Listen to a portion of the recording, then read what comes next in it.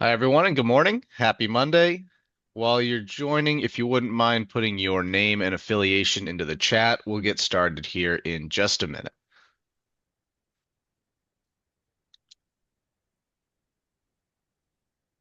Good morning, Michelle. Good morning, Matt. Good morning, everyone. All set to get started whenever the green light is ready. Yeah, go for it.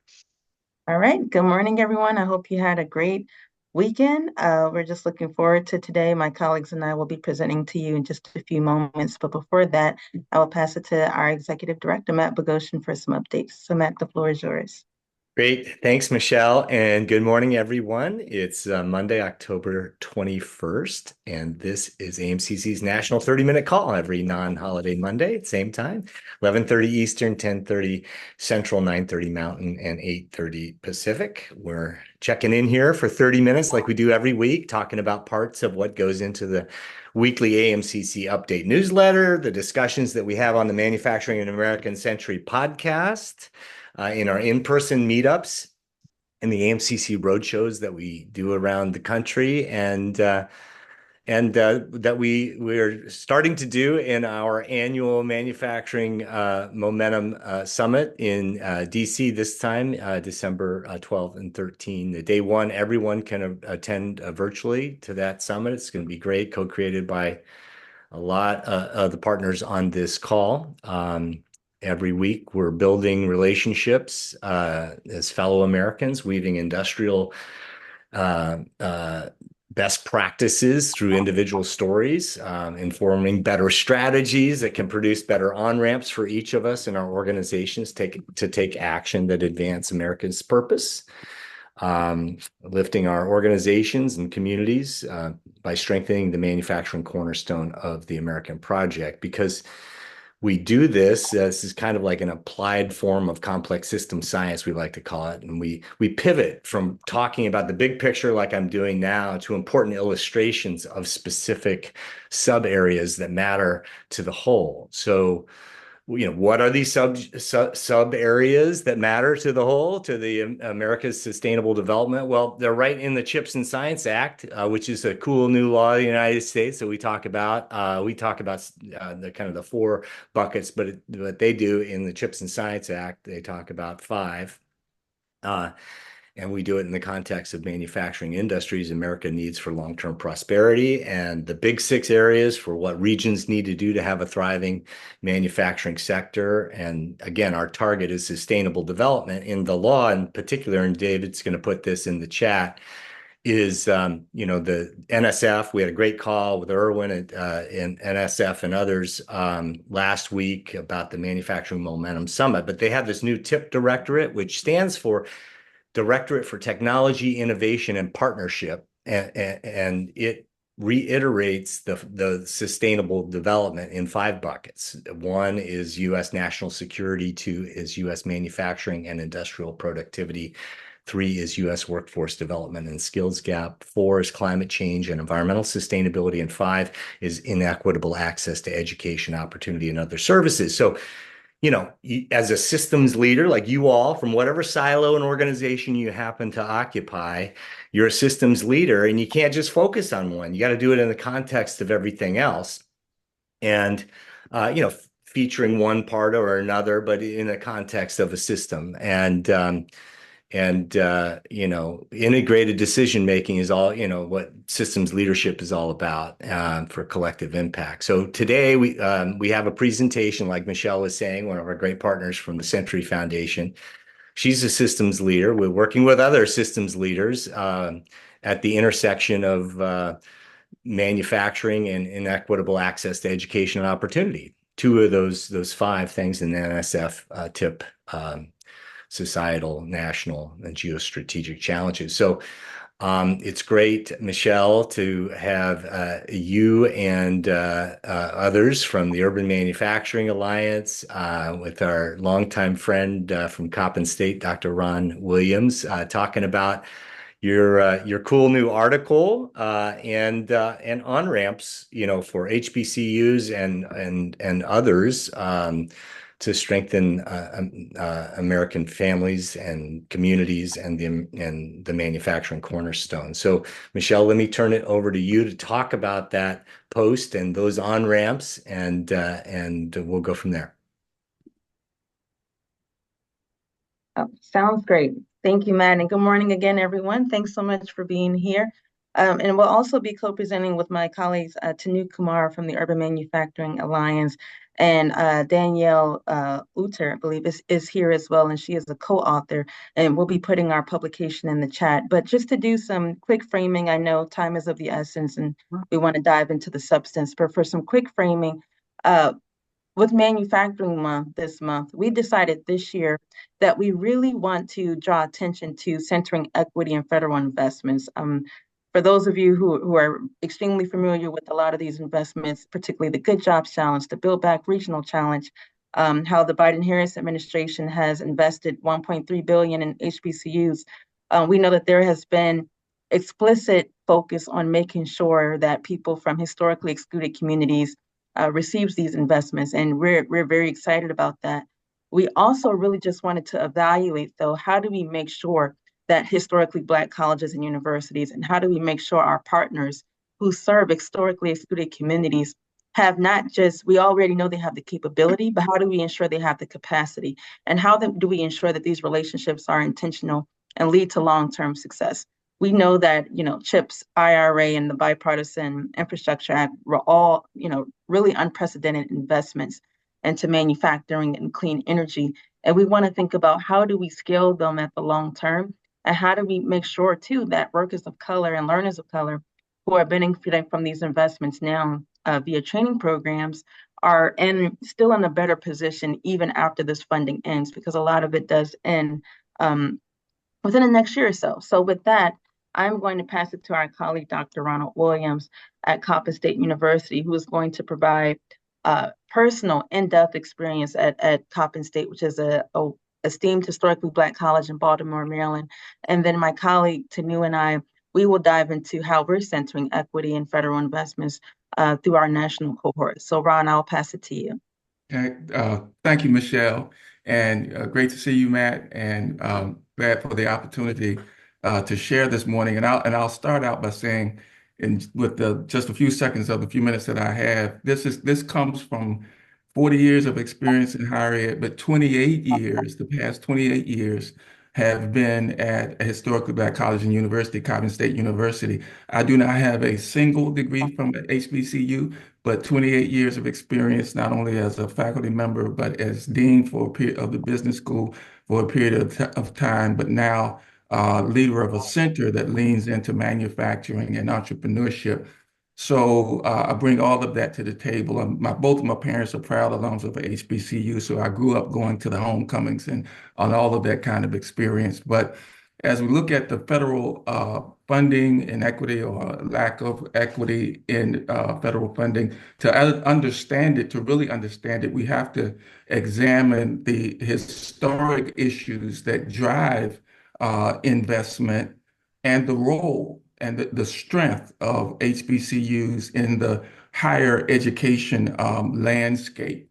That means examining the historical context and especially the historical underfunding for decades since their inception, actually, the social impact of that underfunding, the economic impact of that underfunding, and the technological impact of where we are right now and the need to fill jobs, but also the displacement of some workers in some cases where there's are technological advancements. So you have to look at it in the context of all of those. There's also the experiences of people on every level within the system. In the lead to the article by Michelle, Tanu, and Danielle, I talked about a personal experience, which is really an experience on the micro level. But also we have to look at the experience on every other level, the institutional level, because within the institutions, particularly in a geographic location or region, the economic development organizations. We have to look at the interactions on all of those levels to really get an understanding.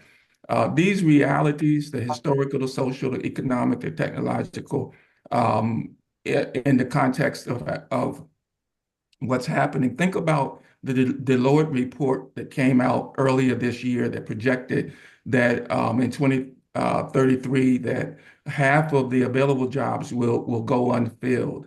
And I would argue that HBCUs have the potential for a higher impact than any other category of higher ed institution in the United States. I say that on the basis of reports that are out there and available, like the one that came out about 8 years ago, the efficiencies of creating a scientific workforce out of 15 cents.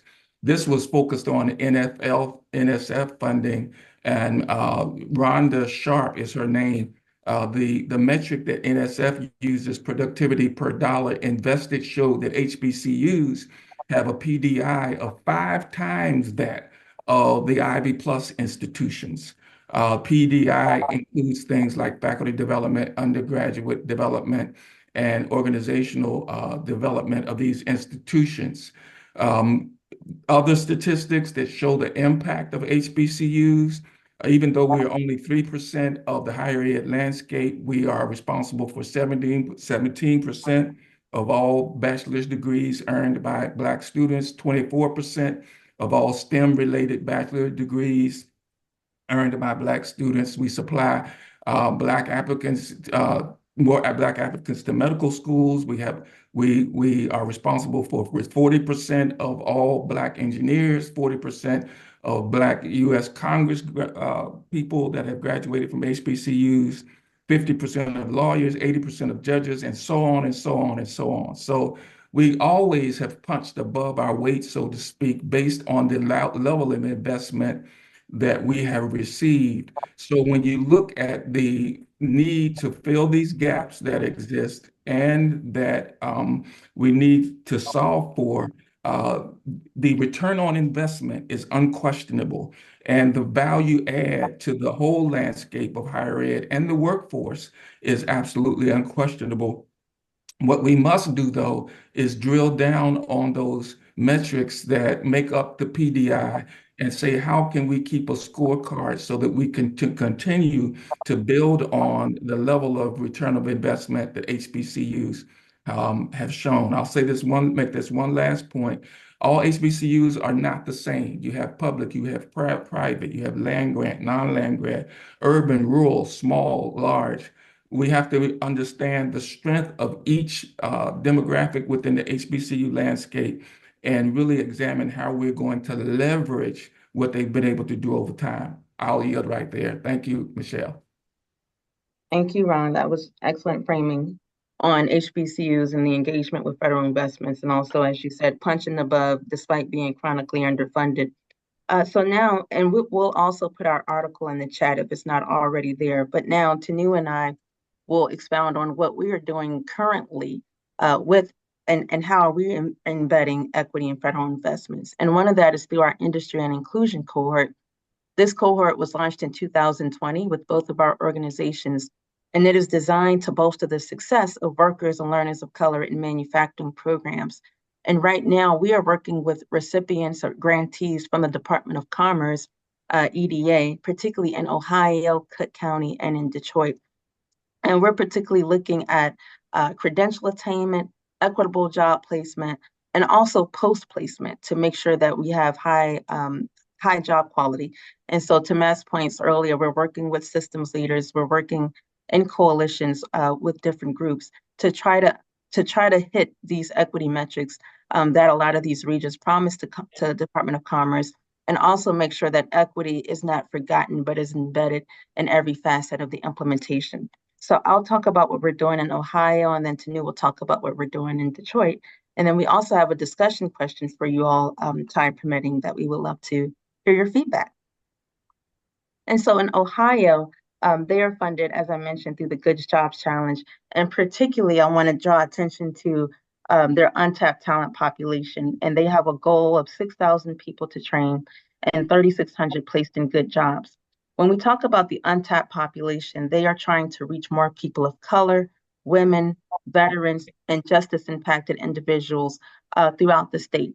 And so we've seen places like Cleveland do this work very well through their manufacturing training programs.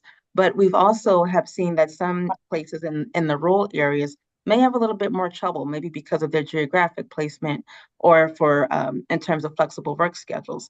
And so currently, we are working with Ohio, particularly the Ohio Manufacturers Association, to think about how can we recruit more women, particularly in the rural areas. And so we are looking at models, replicable models that do earn and learn opportunities. And we're also thinking about how do we talk to employers who are embedded in a DEI lens. One quick example is one employer in rural Ohio. They previously had an interview process that was 3 interviews in order to get the job. And they realized that for women, there was a drop off because that 3 interview process could last a month. And for women who's particularly single women, single moms who may need a job right away, need to provide for their families, that just wasn't working. And so that employer in rural Ohio, they were able to accelerate the interview process. So now instead of 3 interviews in order to get the job in manufacturing, they shortened it to 1. And they have seen that it has helped to recruit and retain more women at the company. And they also provide a flexible working schedule. For example, instead of when people take vacation days, instead of it being daily, they allow their workers to take vacation by the hourly basis. And that has also helped more working mothers be able to accommodate schedules for their families, for their children or elderly care. And so we've seen these types of best practices, and we're excited to be continuing this work, particularly in rural Ohio, to help with the recruitment and placement of women. So I'll pass it to Tanuj to talk more about what we're doing in the city of Detroit. Thanks so much, Michelle. Yeah, so we're really honored and proud to be working with the GEM initiative in Detroit. This is the global epicenter of mobility. And this initiative is funded through a Build Back Better Regional Challenge grant. The lead partner on this grant is the Detroit Regional Partnership, and they are coordinating 52 organizations across an 11-county region to work together on technology investment and adoption, business support, and creating new high-quality career pathways into the advanced mobility sector. And the first stage of this is the transition to next-generation electric, autonomous, and fully connected vehicles. So as you can imagine, this is a huge undertaking. As I mentioned, 52 organizations, and there are 4 pillars of work. So our support through I&I is focused specifically on the talent transformation pillar. Michelle, if you could advance the slide. And we are working with we were working with SEMCA as well as Detroit Future City on the talent transformation pillar to focus specifically on how connecting underrepresented groups, underrepresented communities into these high quality career pathways in the advanced mobility sector. So as a starting point, the SEMCA has identified 10 career profiles that are really in demand at the moment in terms of the mobility transition, and they're developing curricula and identifying funding sources to help support training and job placement. They have a number of engaged partners around this. However, there's some really big questions that they're trying to address to ensure that this funding and these benefits really target the groups they want to target, and ensure that job seekers are really kind of able to access the employment and the high quality employment that is so needed after training ends. So our focus is really to help them understand how to ensure that training and the training expectations are right-sized to those long-term employment outcomes, and to ensure that the people that are trained through these programs are able to actually land in those positions. And so we're working with them on a number of initiatives around that, including setting up an employer hub that will help connect employers around some of these issues and then connect them into workforce development partners, including community colleges and community-based service providers as well. The other question that we are focused on is the question of the information desert and thinking about how we can better share information about these career opportunities and how we can address underrepresentation of Black and Brown communities in STEM and in these advanced manufacturing training programs by ensuring that we're helping to communicate the importance of this and opportunity around these careers, and also address the, as you all know, I'm sure, the perceptions of manufacturing that are often negative or outdated from the current reality. So some of the questions that we're working to answer is, what are some of the best practices in terms of bringing information, resources, and systems to the neighborhood level? How are we going to create new types of storytelling and narrative change around this sector and around these opportunities? And how do we address some of the harms and negative impacts of this sector on these very communities that have happened in the past? So it's been a very interesting and it's obviously a long-term process, but we're happy to and hopeful that we can share out some of these findings and outcomes in the next 6 months or so. I'll pass it back to you, Michelle, to lead the discussion. Thanks, Tanu. So we have about 6 minutes left, everyone. And we want to kind of do this twofold. First, we'll just see if there is any questions for us. I'll try to turn on the chat on my end. But we also really wanted to get at some of these discussion questions. And please feel free to type them in the chat or preferably go off mute. We would love to just hear your thoughts. But if you wanted to answer 1 or 3 of these questions, what are the pain points for bolstering inclusion, in your region where you are in your manufacturing workforce? The second question is, we'd love to hear from anyone if you've applied to federal funding or if you're using federal investments to solve your manufacturing workforce challenges. And third, if you want to discuss some best practices or models that you are implementing or that you know of to foster inclusion and belonging in your region's manufacturing workforce.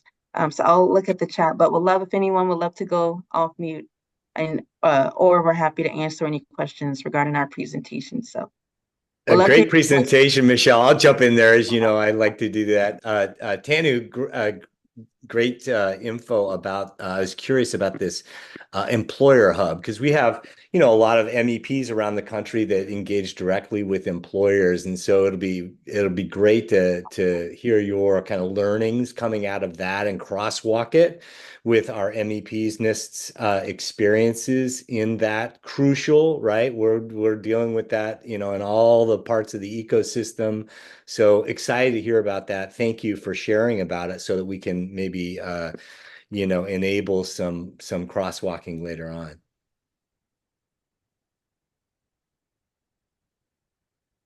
Yeah, absolutely.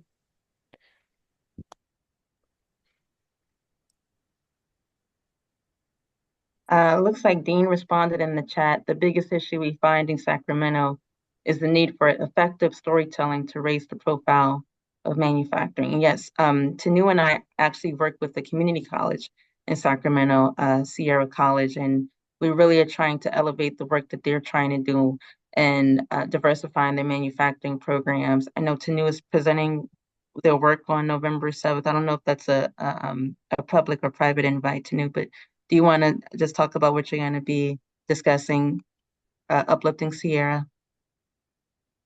Yeah, we'll be sharing more. I think it is a closed event, but I am happy to share out the PowerPoint and the discussion that the talking points that we present, and we'll be sharing out some of the strategies that Sierra College, which is a community college in in Rockland County, California, is using in partnership with Siemens and some of the larger employers in their region to address this issue of perception and storytelling in manufacturing. And they're going to be focused on a new pre-apprenticeship program that they're developing in partnership with Siemens. Hey, Michelle, Tanu, and Ron and Danielle too. I guess if you guys wouldn't mind putting your emails in chat, if folks have follow-ups, they can come back at you with that. I mean, are there other questions? I have a bunch too, like around. Tanu, you were explaining the diversity of your regional partnership, and I see, some state government type representatives on this call. How, if at all, is the state government as a part of the ecosystem part of your, regional cohort? Yeah.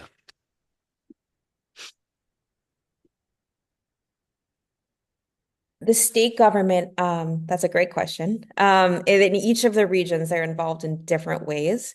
So it's to keep it in the interest of time, to keep it short, Yeah, yes, there sorry, is big question. involvement. There is involvement. So yes, no, that's cool. And We can follow up later, Tanu. yes, Yeah, I can that's cool. definitely share some notes on exactly how that, but it ranges from the state Department of Labor interests involvement to involvement with the regional county level government as well. So it's quite a mix. And in Ohio, it's also a statewide organization, and that is primarily through OMA and the Department of Labor in Ohio as well. So I can share out more notes, but yeah, and this will be a continuing conversation. You'll see updates from these guys in our AMCC update that goes out every week, and of course, you can follow up directly with each of them. I want to thank all of you for the good article and the important presentation about how we build this into the ecosystem. Embed it. I think you said it very well, Michelle. Embedding diversity in all of these issues into the work that we do. David, what do we have on deck for the upcoming weeks on Monday calls? Yeah, thanks for that, Matt. Next Monday, we'll have Bernie Lynch and Michael Cook come on to share some work that they've done around a automation chemical process operator and technician occupational competency standards connected to their defense manufacturing community support program work. The following week, we'll have Shailin Jyotishi from New America on to talk about how community colleges can get better connected into some of these regional place-based initiatives that we're seeing. And that's all we've got on deck for now. Great. Thanks. As always, let us know if there's good things out there. Michelle, let me turn it back to you so you can close this out for today. Yeah. Yeah, thank you so much, everyone. And we have added our email addresses in the chat, so we'd love to continue this conversation. We are now in the 4th iteration of our industry and inclusion cohort. So part of the main word is inclusion. We'd love to work with and learn from all of you, and just wishing everyone a great week. And we will see you all back next Monday. Have a great week, everyone, on the 28th. See you then. See you then. Bye-bye. Thank you. Thank you.